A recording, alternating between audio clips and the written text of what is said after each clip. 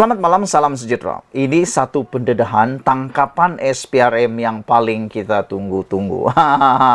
Pastinya Anda adalah orang-orang yang sentiasa tercari-cari apalagi tangkapan, apalagi tangkapan, apalagi tangkapan. Kita sangat berbangga dengan kepimpinan pentadbiran sekarang kerana SPRM aktif, progresif, dinamik, sangat sangat agresif menjalankan tugas mereka, dan saya fikir Malaysia sedang menuju ke arah yang lebih bersih dan stabil. Rupa-rupanya kerajaan perpaduan inilah yang paling tepat disebut sebagai bersih dan stabil. Bersih dalam proses perang rasuah, stabil dalam 2/3 ahli parlimen menyokong kerajaan perpaduan pimpinan Anwar Ibrahim ini. Saudara, dikabarkan hari ini SPRM menangkap seorang profesor kerana telah menyeleweng lebih RM30,000 dengan masuk akaun sendiri. Itu cerita pertama. Profesor ditahan oleh SPRM. Cerita yang kedua yang kita akan cerita lagi yang paling mengejutkan Malaysia ialah apabila seorang penguatkuasa berpangkat lieutenant ditahan kerana terima rasuah dari nelayan. Bayangkan betapa celakanya perkara ini, kan? Manakan tidak, nelayan yang miskin itu diperah dengan meminta rasuah. Yang meminta rasuah ini pula bukan jerung kecil, ini jerung paling besar. Bayangkan penguatkuasa berpangkat lieutenant yang menerima rasuah daripada nelayan. Ini bukan orang-orang kaya yang memberi, ini nelayan. Bayangkan saudara-saudara, bukankah itu satu perkara yang menyakitkan hati kita?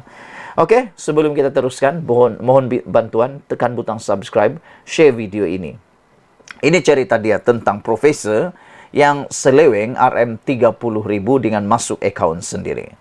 SPRM hari ini, SPRM Selangor, menahan seorang timbalan pengarah. Ini timbalan pengarah, bosku. Bukan alang-alang ini.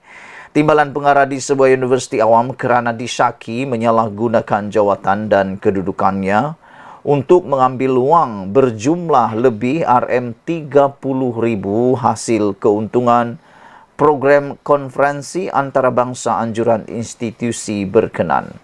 Yang saya hairan, RM30,000 itu bukan banyak pun. Kenapa timbalan pengarah universiti awam ini sanggup menyeleweng RM30,000 itu? Itu bukan satu jumlah yang banyak pun. Saya pikir gaji timbalan pengarah itu mungkin menghampiri RM30,000. Tapi kenapa beliau sanggup menyeleweng RM30,000 itu dengan masuk akaun sendiri? Nah, akhirnya SPRM bertindak menahan beliau.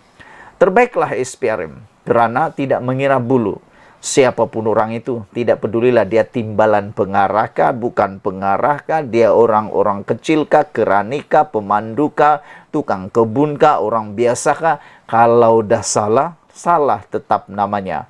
Tetap salah namanya dan tangkap sajalah, kan. Habiskan saja rasuah yang ada di Malaysia ini. Menurut sumber, suspek lelaki berusia lingkungan 40-an itu merupakan profesor grade jusasi. Alamak, ini lagi bikin malu. Bayangkan profesor grade jusasi. Ini bukan grade kecil-kecil. Ini grade yang besar. Jurung. Kamu tahu jurung? Bukanlah jurung lagi lah. Kita boleh cakap paus lah nih. Bayangkan sajalah timbalan pengarah di universiti awam, profesor grade jusasi. Itu kalau Anda yang bekerja dalam sektor awam, Anda tahu berapa besarnya jawatan jusasi itu. Betapa sukarnya mendapat jusasi itu. Dan gaji mereka sudah besar. Tapi kenapa RM30,000 ini tidak boleh ditahan-tahan? Sehingga ditahan oleh SPRM kerana didakwa menyeleweng lebih duit tersebut dengan masuk akaun sendiri. Menurut sumber tersebut, Profesor grade jusasi itu ditahan pada jam 3.30 petang. Wow, yang menariknya saudara, apa yang menariknya tentang isu kali ini ialah apabila grade jusasi ataupun pegawai timbalan pengarah institusi tersebut berumur 40 tahun. Masih muda, 40-an, bayangkan saudara. Umur 40-an tapi sudah jusasi. Tapi kesian juga lah kan, walaupun dia jusasi, kalau melakukan perkara yang tidak elok seperti ini, pastilah menghancurkan masa depan beliau sendiri. Apalagi yang dia mau kan, sudah duit ada, tapi sanggup pula buat begitu. Dia ditahan pada jam 3.30 petang tadi di pejabat SPRM ketika hadir memberi keterangan.